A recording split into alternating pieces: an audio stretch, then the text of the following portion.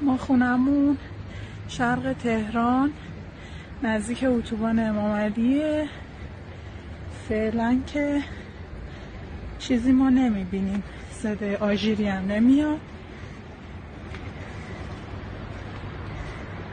اونم اتوبان امام علی.